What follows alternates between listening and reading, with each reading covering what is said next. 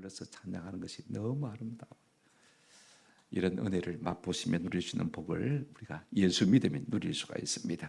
오늘 읽은 말씀을 가지고 여러분들 제목을 한번 보시기를 바랍니다. 한번 따라 하십시다. 돈이냐 생명이냐.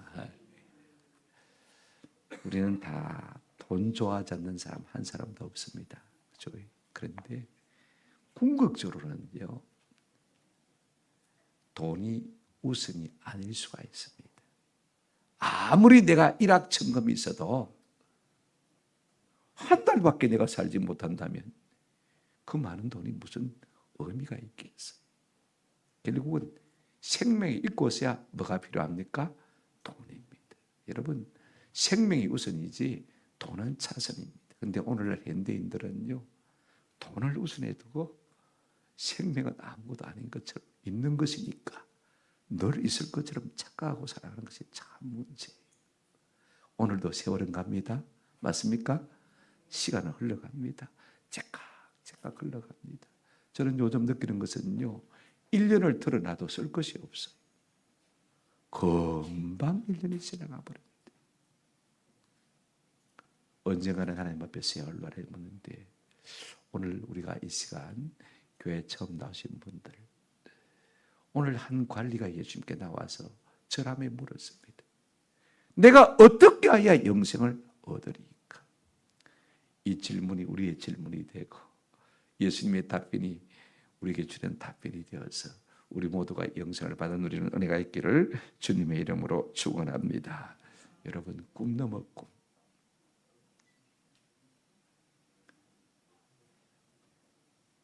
그 꿈 넘어 꿈을 꿀 때 우리는 진짜 위대한 삶을 살 수가 있습니다. 이 땅의 삶이 전부가 아니라 영혼을 사모하며 사는 은혜가 있기를 주의 이름으로 축원합니다. 이 땅에서는 돈이 최고일 수가 있어요. 그러나 그 나라에서는 그 밑에 보이지 않는 영원한 생명이 전부인 것이죠. 오늘 우리가 본문을 통해서 한 관리라는 사람이 예수님께 나와서 어떻게 해야 영생을 얻겠습니까? 하고 물었습니다. 그 사람이 어떤 사람이냐? 성경을 우리가 자세히 여러 곳을 보게 되어지면요, 이 관리라는 사람은 젊고 부자고 그 다음에 관리니까 권세도 있습니다. 맞습니까? 예. 자, 젊어요. 부자예요. 뭐도 있어요? 권세도 명예도 있어요. 이 말하면 성공한 사람 맞죠? 그죠? 못 하나 아쉬운 것이 없는 사람 맞습니다. 그런데 그런 사람이 뭐가 부족해서 예수님께 나와서 선한 선생님이요, 내가 어떻게 해야 영생을 얻으리까? 우리가 요한복음을 보게 되어지면 우리 예수님 5장 40절에 너희가 영생을 얻기 위하여 내게 나오기를 원하지 않는다 그랬습니다. 그런데 오늘 이 놀라운 성공적인 사람은요, 어떻게 해야 내가 영생을 얻겠습니까? 하고 예수님께 나온 것을 볼 수가 있습니다. 젊고 돈도 있을 만큼 있고 명예와 권세도 있는 사람이, 무엇 하나 아쉬울 것이 없는 사람이 예수님께 영생을 구하고 있는 것을 볼 수가 있습니다. 반듯한 사람이죠. 생각이 올바른 사람이죠. 그럼에도 불구하고 그는 영적인 갈증을 가지고 있는 것을 볼 수가 있습니다. 여러분, 돈 있다고 해서, 젊다고 해서, 성공한다고 해서 영적 갈증이 없는 것 아닙니다. 사람은 본능 속에 영혼을 사모하는 마음이 다 있다는 사실을 알게 되었습니다. 그런데 그렇게 권세가 있음에도 불구하고 이 사람은 참 겸손한 사람입니다. 다른 성경에 보면 예수께서 길에서 나가실 때 한 사람이 달려와 꿇어 앉아 여짜오되 선한 스님이여 내가 무엇을 하여야 영생을 얻으리까? 자기도 높은 사람인데 예수님께 꿇어 앉아 구하여 이르되 그랬습니다. 그런 사람이요, 돈도 구하는 것도 아니고 건강을 구하는 것도 아니고 더 나은 권세를 구하는 것도 아니고 뭘 구하고 있냐면, 한번 따라합시다. 어떻게 하여야 영생을 얻으리까? 우리는 그만큼 부자도 아닌데, 그만큼 젊지도 않은데, 그죠? 그만큼 지혜가 있는 사람들도 아닌데 우리 마음속에는 그런 갈증이 잘 없는 것 같아.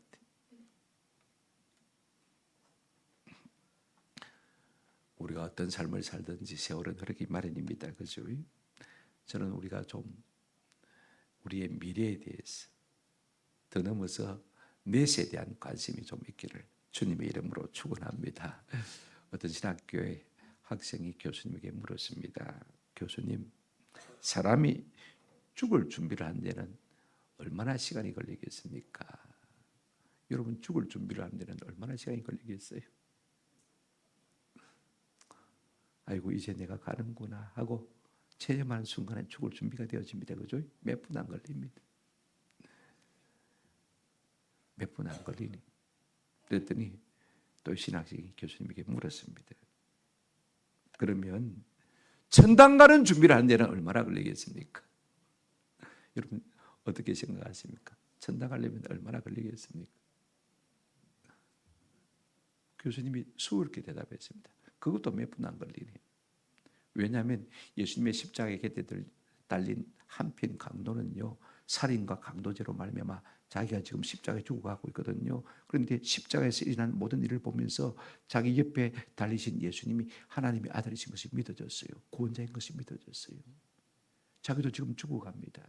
얼마 있으면 숨을 거둘 것입니다. 그런데 그때 용기를 내어서 예수님께 강구하는 것을 볼 수가 있습니다. 예수여, 당신의 나라에 임하실 때 나를 생각만 좀 해주십시오. 나를 구원해 주십시오 하고 부끄러워서 그 말도 못했습니다. 우리 같으면 뭐라고 말하겠습니까? 무슨 낯짝으로 이제 와서 구원 얻겠다고? 야야, 너무 늦었다. 이제는 안 된다. 얼마든지 거절하실 수가 있음에도 불구하고 우리 예수님 이렇게 말씀하셨습니다. 오늘 네가 나와 함께 낙원에 있으리라. 하나님은 우리를 사랑하시기 때문에 우리에게 구원을 주시는 문제에 대해서 전혀 인식한 분이 아니십니다. 마지막 순명하는 순간이라도 우리가 예수 믿겠다고 자백하고 고백하면 오늘 네가 나와 함께 어디에 있을 것이다? 낙원에 있을 것이라고 말씀하신 분입니다. 그러므로 우리가 천국 가는 것도 몇 분 걸리지 않습니다. 그러니까 이 신학생이 아이고, 교수님 잘 됐네요. 그러면 이제 신학교 중퇴하고 내가 세상 가서 마음껏 살다가 죽을 때쯤 돼서 예수 믿고 돌아오겠습니다 했습니다. 그래, 교수님이 웃으시면서 뒤로 돌아가는 그 신학생을 다시 불렀습니다. 여보게, 하나만 묻겠네. 한번 따라 하십시다. 자네가 언제 죽을지 아는가? 언제 죽을지 아는 분 손들어 보십시오.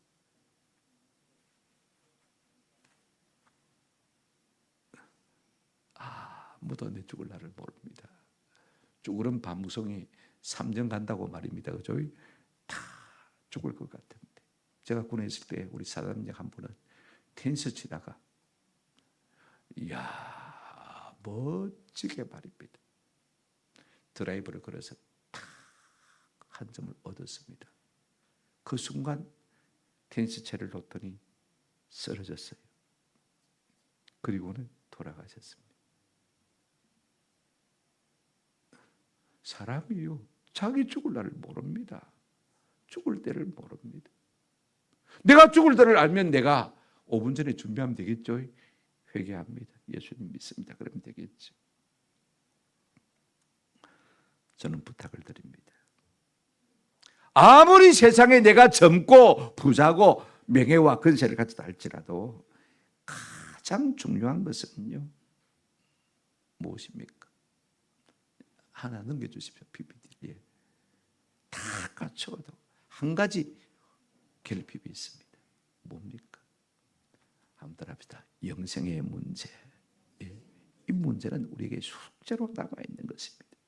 다 갖췄다 할지라도 영생에 목마르지 않은 사람은 한 사람도 없습니다. 본능적으로 하나님께서 우리에게 본능으로 주시는 것. 그래서 예수님께 찾아온 이 젊은 관리에게 우리 예수님께서 물으시고 답변하신 내용을 우리가 두 번째로 좀 생각해 보려고 합니다. 선한 선생님이요, 내가 무엇을 해서 영생을 얻겠습니까? 라고 말씀하실 때 우리 예수님은 야야, 나보고 선하다 하지 말아라. 선하신 분은 하나님 한 분밖에 없다. 그런 의미에서 이 말씀을 하셨을까? 그런 것은 아닌 것 같아요. 내가 예수님 선하다고 그러면 예수님도 나를 뭐하다고 할까? 선하다고 할까 싶은 생각에서 선한 말을 선하다 그렇게 인사를 치르지 않은 거예요. 예수님 그걸 지적하신 것을 볼 수가 있습니다만은요. 그러면서 예수님께서 넌저시 이렇게 말씀하셨습니다. 20절 보시면 뭐라고 말씀하셨냐면 내가 계명을 안 하니 간음하지 말라, 살인하지 말라, 도둑질하지 말라, 거짓 증언하지 말라, 내 부모를 공경하라. 이거 어디 한번 들어보신 말씀이죠? 조금 전에 우리가 성경 읽을 때도 읽었습니다만은 우리 십계명을 교독할 때도 여러분 다 보셨지 않습니까? 네가 십계명을 알지 않느냐, 율법을 알지 않느냐, 성경을 알지 않느냐. 그랬더니 이 젊고 부자의 권세가 있는 사람이요 기다렸다는 듯이 21절에 이런 대답을 하는 것을 볼 수가 있습니다. 여짜오되 이것은 내가 어려서부터 다 지켰나이다. 여러분 천년기념물 같은 분이에요. 젊은 데다가 그죠? 돈도 많은데 권세도 있는데 무엇이 아쉬워서 하나님의 말씀을 붙들고 살았을까? 대단히 종교적인 사람입니다. 요즘은 이런 사람 없어요. 내가 돈 있고 젊고 권세 있으면요 세상에서 마음대로 살고 싶은 마음 많잖아요.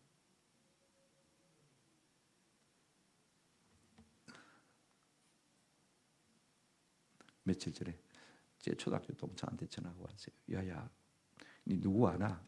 알지? 암에 걸려서 뭐 다 죽어갔는데 이거 그래도 목사 아이가 전화 한 통 해주라. 초등학교 졸업하고 한 번도 만나본 적이 없는 친구예요. 그래 전화를 했어요.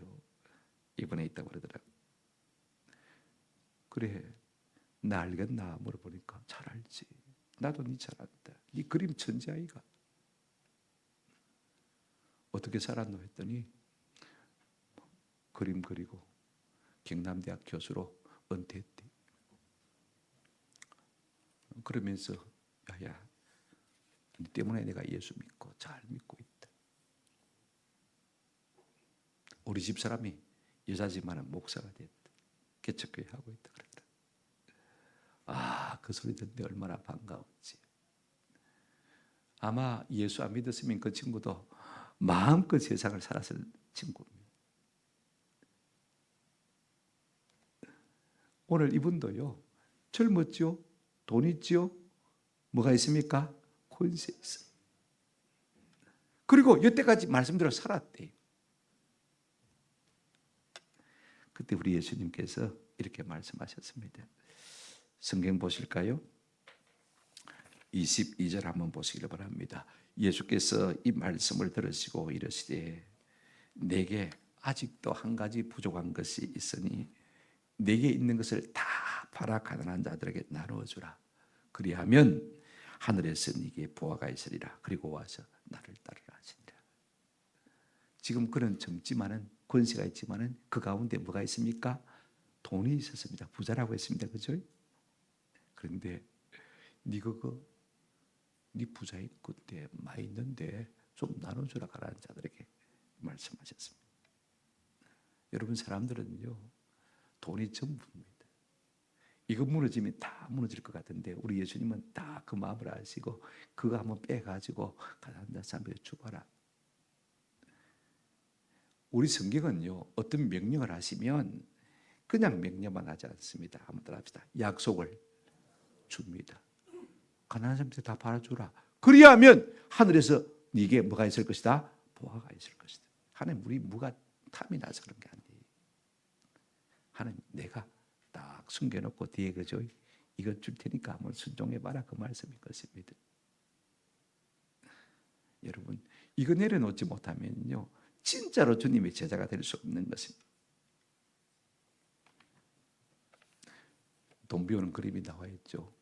제가 설교를 다 준비해 놓고 AI 프로그램을 돌리면 PPT를 만들어줘요. 사람이 만들려면 한 15시간 정도 걸리는데 제가 그림도 그리고 요약도 하고 하나씩 정리를 해줘. 여러분 가난한 자에게 나눠주라. 먼저 믿는 분들에게 부탁을 드리고 싶습니다. 서양에서는요 자기 재산을 많이 가난한 사람들에게 기사를 합니다. 예수 오래 믿은 그런 전통 있는 나라들이니까 말입니다. 교회 전체를 기부하기도 하고 말입니다. 가난한 자에게 준다는 말은 사회에 환한다는 말은 아닙니다. 많은 예수 믿는 사람들이 대학에 기부하거나 병원에 기부하거나 자선단체에 기부하거나 그럽니다만은요, 조금 우리가 지혜로 줄 필요가 있어요. 그들에게 준다는 것은요, 오히려 있는 사람에게 더 주는 것과 똑같은 것입니다. 잘 생각해 보십시오. 그러면 우리가 어떻게 주는 것이 가장 적합하냐? 진짜 가난한 사람을 내가 만나서 주는 거예요. 그죠? 그러면 내가 재산이 많은 사람이면 진짜 가난한 사람을 만나가지고 언제 단 하나 주겠어요. 그죠? 그러면 교회에 빗다가면 돼요. 이것도 지혜입니다. 적극적인 명령이 있습니다. 그게 전부가 아닙니다. 네가 비우고서 그 다음에 와서 한번 따라합시다. 나를 따르라. 기독교는 비움의 종교만은 아닙니다. 우리가 내가 소중하게 생각하는 것을 내려놓는 순간에 하나님으로 우리 가운데 충만할 수 있기 때문에 하나님의 것으로 우리 가운데 채워주시는 종교인 것입니다. 그 예수를 따르면 우리 예수님은 어떤 분입니까? 요한복음 14장 6절에 이렇게 말씀하고 있습니다. 내가 곧 그 길이요 그 진리요 그 생명이라고 말씀하고 있습니다. 내가 예수를 따르고 예수를 만나게 되어지면 우리는 길에서 서게 될 줄로 믿습니다. 아멘. 우리가 예수를 따르고 만나게 되어지면 우리는 그 진리 가운데 가게 될 것입니다. 아멘. 내가 예수를 따르고 예수를 만나게 되어지면 우리는 그 생명 가운데 가게 될 것입니다. 얼마나 안전합니까? 얼마나 확실한 것입니까? 이 말씀을 하셨더니 이 부자고 젊고 명예가 있는 이 사람이요, 성경 보실까요? 어떤 반응을 보이고 있습니까? 앞에서는 내가 다 짓겠다고 어기가 양양하더니 이렇게 말하고 있습니다. 23절에 보시면 그 사람이 큰 부자이므로 이 말씀을 듣고 한번 더 합시다. 심히 근심하더라. 왜 근심하는 것입니까? 왜 낙담하는 것입니까? 영생을 그렇게 사모하면서도 내 손에 가진 것, 나를 지탱케 하는 것, 그건 내가 내려놓을 수 없기 때문에 쓸쓸히 마음에 낙심과 슬픔을 가질 수밖에 없는 것입니다. 우리 생각 같아서는 그리하면 하늘에서 내 부하가 있을 것이라고 했으니까 잠시 비우면 하나님께서도 채워주실 것을 믿는다면, 그죠? 예, 이거 뭐라고요? 그렇게 하지. 그렇게 답했을 것입니다. 그럼 우리 예수님은 뭐라고 말씀하실까요? 됐네, 받은 것이나 진배 없네, 아마 그렇게 말씀했을 것입니다. 그런데 우리 예수님께서 그가 심히 큰 부자임으로 말미암아 마음에 큰 낙담을 하고 돌아가는 것을 보면서 뒤에다 대놓고 우리 예수님 이렇게 말씀하셨습니다. 24절 25절입니다. 예수께서 그를 보시고 이르시되 재물이 있는 자는 하나님 나라에 들어가기가 얼마나 어려운지 비유를 합니다. 낙타가 바늘기로 들어가는 것이 부자가 하나님 나라에 들어가는 것보다 쉬우니라 라고 말했습니다. 여러분 바늘은 여러분 잘 아시죠? 그죠? 바늘기도 잘 압니다. 아마 여러분 나이 좀 되지만 이제는 눈도 침침해가지고 실이 바늘기에 잘 안 끼워질 것입니다. 맞습니까? 그 정도로 바늘기가 작아요. 그런데 여러분 옆에 낙타가 하나 보이죠? 다리만 보입니다. 그죠? 그 큰 낙타가 어떻게 바늘기에 들어가겠습니까? 그런데 예수님 이렇게 말씀하셨습니다. 차라리 부자가 천국에 들어가는 것보다 낙타가 바늘기에 들어가는 것이 어떠하다고요? 더 쉬울 것이다. 아이가 그러면 예수 믿으려면, 천국에 가려면, 영생 얻으려면 다 거지가 되어야 되겠네, 가난뱅이가 되어야 되겠네? 아닙니다. 지금 이 말씀이 우리에게 말씀하고 있는 것은 무슨 말씀이냐 하면요, 그렇습니다. 영생은 소유의 문제가 아니라는 것입니다. 얼마나 내가 가졌느냐, 그게 아닙니다. 얼마나 내가 나눌 수 있는 능력이 있느냐, 거기에 따라서 영생이 주어진다는 것입니다. 영생은요, 이 땅에 축적하는 것이 아닙니다. 한번 따라합시다. 하늘나라에 쌓아놓는 것입니다. 이걸 우리가 아셔야 돼요. 다 팔아서 가난한 자에게 주고, 그리하면 하늘에서 내 부하가 넘칠 것이고, 그리고 와서 나를 따르라 그랬습니다. 참 중요해요.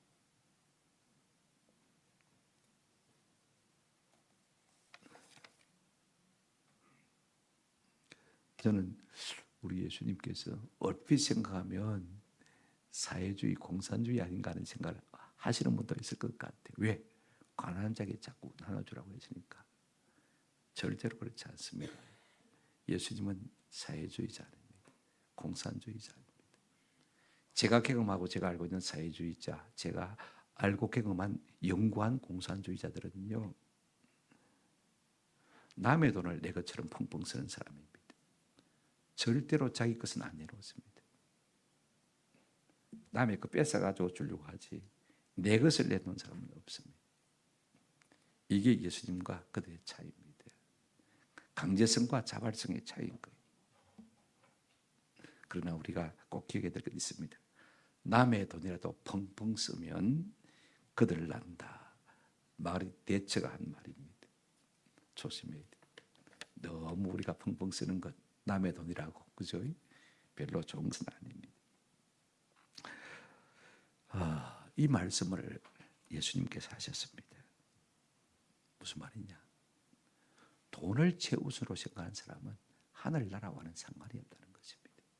그게 욕심이 있는 사람은 영생을 얻을 수가 없다는 말씀입니다.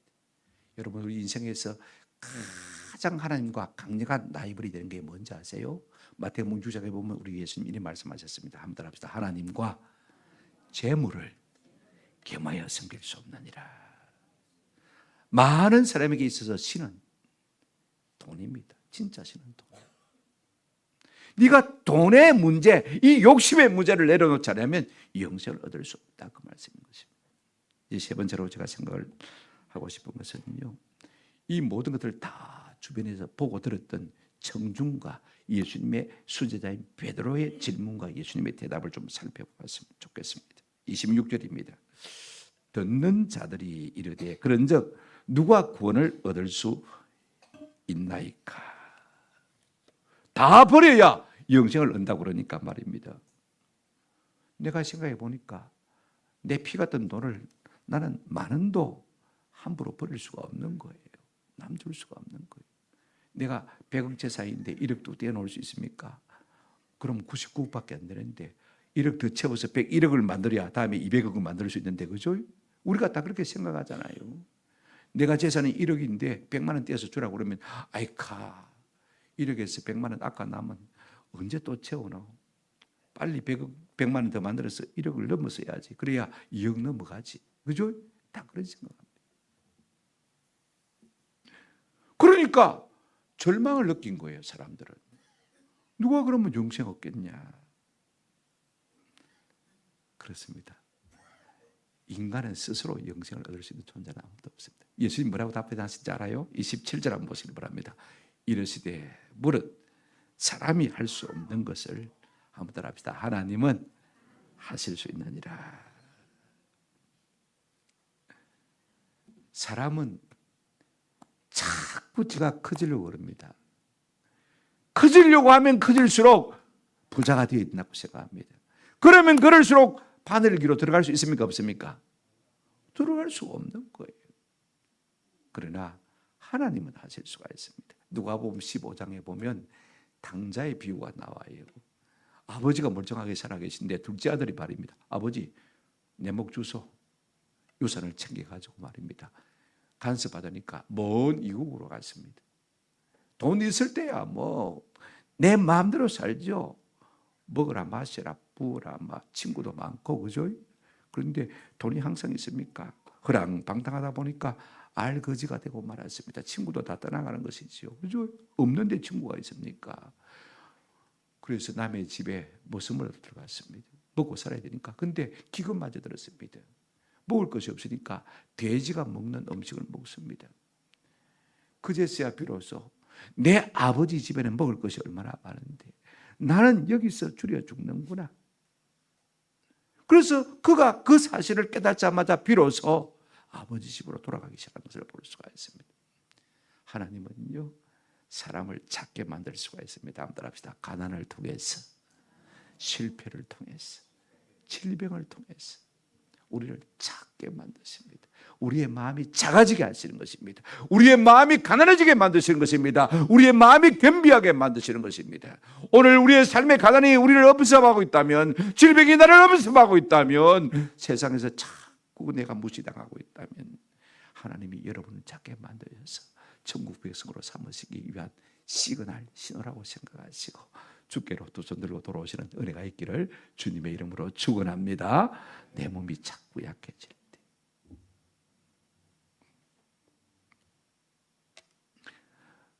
모세도 마찬가지입니다. 애굽 왕실에서 왕자처럼 살았지 않습니까? 하나님께서 광야로 내모셨어요. 40년 동안 말 못하는 짐승 양떼들과만 같이 살았습니다. 그 40년 동안 여러분 말 못하는 짐승들하고 살았으니까 애굽에서 배운 그 모든 학문들이 무슨 유익이 있겠습니까? 다 잊어먹었죠. 그제서야 하나님께서 모세 내 백성을 애굽에서 건져내라 말씀하신 것을 볼 수가 있습니다. 그렇습니다. 하나님은요 사람을 작게 만드시는 일의 맹수십니다. 아멘. 사도 바울도 영적으로 얼마나 자반심이 높은 사람인지 모릅니다. 그런데 그가 예수를 만나서 모든 것을 다 배설물처럼 버렸다고 고백했습니다. 한번 따라합시다. 하나님은 우리를 잘게 부수는데 맹수이십니다. 다 갈아서 가루로 만드셔서 바늘기로 들어갈 수 있게 만드셔서 마침내 우리에게 뭘 주시기를 기뻐하시는 분이라고요?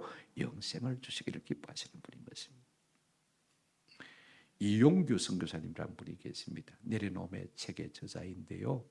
서울대를 나오시고 하버드 박사입니다. 박사학위를 받았을 때 서울대학에서 빨리 목욕 교수로 오라고 요청을 받았습니다. 고민이 되었습니다.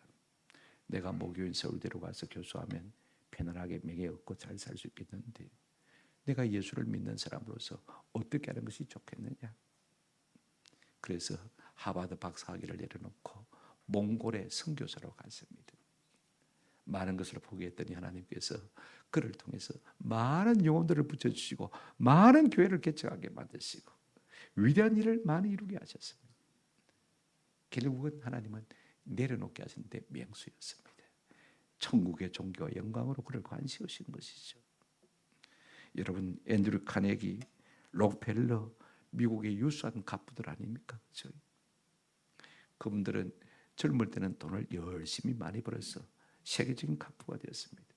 근데 나이 들었을 때 그들은 알 수 없는 질병을 앓게 되었습니다. 그 많은 돈을 가졌음에도 불구하고 제대로 먹을 수가 없었습니다. 몸은 자꾸만 말라갑니다. 깨달습니다. 이 불을 주신 것은 다른 사람을 위해서 나누라고 주신 것이다. 나누기 시작하면서 건강하게 되어지고 80살, 90살, 100살까지 사는 것입니다. 우리나라 세브란스 병원을 세운 분도 여러분 클리블랜드의 굴지의 부자 아닙니까? 한국 에반스 선교사님이 한국이라는 땅에 병원이 필요합니다. 현대식 병원이 필요합니다. 설교했을 때 저 이쪽에 뒤에 앉아있던 이 클리블랜드 굴지의 부자인 세브란스가 마음의 감동을 받고 그 당시에 100만 불을 희사했습니다. 그래서 서울역 앞에 땅을 사고 의과대학을 만들고 병원을 만들었습니다. 그것이 연세대학 세브란스 병원 아닙니까? 그죠? 그분이 120년의 세월입니다. 그 손자 세대가요. 지금도 세브란스 병원에 수억을 희사를 하고 있습니다. 재단을 만들어. 하나님을 만난 사람들은요. 하나님이 잘게 부순 사람은 하나님이 작게 만드신 사람은요. 영생을 얻은 사람들은 그와 같은 삶을 사는 것을 볼 수가 있습니다. 여러분 이것은 사람으로는 불가능한 것입니다. 어떻게 내가 나를 사이즈를 줄입니까? 더 크게 만들고 싶고 나를 더 부유하게 만들고 싶고 나를 더 위대하게 만들고 싶고 내가 더 부자가 되고 싶은 것이죠. 하나님은 하실 수가 있습니다. 그래서 영원한 천국에 들어가게 하실 수 있는 분인 줄로 믿습니다. 이 말을 듣고 있던 베드로가 이때다 하고 예수님께 또다시 질문하기 시작한 것을 볼 수가 있습니다. 28절 한번 보시기 바랍니다. 예수님의 수자인 베드로가 여짜오되 보옵소서 우리가 우리의 것을 다 버리고 주를 따랐나이다. 예수님 우리는 다 버렸던데 그럼 우리에게 돌아올 것이 무엇입니까? 하는 질문입니다. 그렇죠? 사실 베드로는 직장도 버렸거든요. 원래 어부였는데 배도 버리고 건물도 버렸으니까 다 버린 것이나 마찬가지입니다. 예수님만 따르지 않습니까? 그때 예수님께서 29절 30절 말씀에 답변을 하셨습니다. 이렇게 말씀하셨습니다. 이르시되 내가 진실로 너희에게 이르노니 하나님의 나라를 위하여 집이나 아내나 형제나 부모나 자녀를 버린 자는 뭐든지 네가 희생하고 뭐든지 손해보고 뭐든지 포기하고 뭐든지 내려놓고 뭐든지 버린 것이 있는 사람은 그 다음 말씀이 참 중요합니다. 30절 말씀 여러분 성경을 한번 보시기를 부탁을 드립니다. 한번 더 합시다. 현세에 있어 여러 배를 받고 다른 본문에는 똑같은 본문인데 100배를 받고 그랬습니다. 여러분 어느 은행이 어느 회사가 출자를 해서 그죠? 주식을 사면 100배 주는 은행 이자가 있습니까? 주식에 그럼 100배 뛰는 이자가 있습니까? 없습니다. 현세에 있어서 한번 따라합시다. 100배나 받고. 저는 늘 그런 소망이 있어요. 제가 뭐 가진 것은 없지만 그래도 가난한 자처럼 살지는 않았습니다. 노년에도 하나님께서 더 큰 복을 주실 것을 기대하고 있습니다. 방법이 다 있었을 것 같아요. 현세에서 몇 배나 받고요? 100배나 받고. 그래서 노후 준비 다른 사람 뭐 안 하냐고. 우리 후배 목사님들 동료 목사님들 만나면 니와 연금도 안 들고 뭐 하는데 저가 걱정을 해요. 저는 마음에 확신이 있습니다. 연금들은 너보다 훨씬 더 잘 살게 줄 것이다. 저는 마음에 확신이 있어요. 이 말이 중요한 게 아니고 그 다음 말이 더 중요합니다. 한번 보실까요? 뭐라고 했습니까? 내세에 영생을 받지 못할 자가 없느니라. 한번 더 합시다. 내세는 있습니다. 한 번 죽는 걸 끝나는 게 아닙니다. 반드시 심판이 있다고 성경 말하고 있습니다. 성경 우리에게 이렇게 말하고 있습니다. 선한 일을 행한 자는 생명의 부활로 나갈 것이고 악을 행한 자는 심판의 부활로 나갈 것이다. 죽음으로 끝나버린다면 행복할 사람도 많습니다. 내 마음대로 살고 내 욕심대로 살고 남의 등쳐먹은 사람들은요 죽어버리면 끝이니까 그죠? 마음 편할 사람들 많습니다. 하나님은 공의 하나님이십니다. 그런 것 없습니다. 영생의 부활과 영벌의 부활이 있다고 말씀하셨습니다. 죽음으로 끝나는 것이 아닙니다. 이거 아셔야 돼요. 그런데 그 다음 생애에 영생을 받지 못할 자가 있다 없다? 없다. 뭐한 자는? 버린 자는, 포기한 자는. 모든 세상 사람들이 신이라고 떠받드는 이 돈의 문제를 이긴 사람은 영생을 반드시 얻을 것이다. 누가 이런 말을 할 수가 있습니까? 하나님만이 이런 말씀하실 수가 있는 것이죠. 말씀을 믿습니다. 먼저 믿는 여러분들께 부탁을 드립니다. 먼저 믿었다고, 먼저 직분받았다고 너무 자만하지 마십시오. 고린도전서 10장 12절에 그런 적 선줄로 생각한 자는 넘어질까 조심하라고 말씀하셨어요. 아이고 내가 인자 예수 믿어가지고 무슨 소망이 있겠나. 들어보니까 그 말씀이 옳은 말씀 같은데 인자 내가 예수 믿어가지고 무슨 유익이 있겠습니까? 라고 마음에 저기 낙심하는 분이 있다면 한 말씀 더 들어보시길 바랍니다. 성경에 누가복음 10장 13장 30절입니다. 보라 나중된 자로서 먼저 될 자도 있고 먼저 된 자로서 나중될 자도 있느니라. 믿는다고가 자만에 빠지면 처음에 내가 먼저 되었지만은 자꾸 뒤로 쳐질 수밖에 없는 것이죠. 그러나 늦었다고 생각하고 내가 부지런히 믿음 생활 잘해야 되겠다 생각하는 사람은 점점 앞서갈 수밖에 없는 것입니다. 오늘 이 한 관리는요 처음에 잘 되었습니다만은 점점 뒤로 밀려갔습니다. 베드로 별로 어부였습니다. 이름도 없는 사람이었습니다. 모든 것을 예수를 위해서 버렸더니 그는 천국에서 가장 큰 자가 되어진 것을 우리가 보게 되었습니다. 저는 부탁을 드립니다. 이 땅의 것이 전부가 아닙니다. 진짜로 영생을 원하신다면 이 땅의 것은 차선으로 생각하시고 진짜 중요한 말씀 하나 있습니다. 우리가 이 땅의 것을 잠시 내려놓는다면요 최우선을 선택한다면 하나님이 우리에게 주신 약속이 하나 있습니다. 제가 좋아하는 잠언서 22장 4절 한 절 말씀만 읽고 마치겠습니다. 한번 더 합시다. 겸손과 여호와 경외함의 보상은 재물과 영광과 생명이니라. 재물, 영광, 생명 내가 추구한다고 내게 오는 게 아닙니다.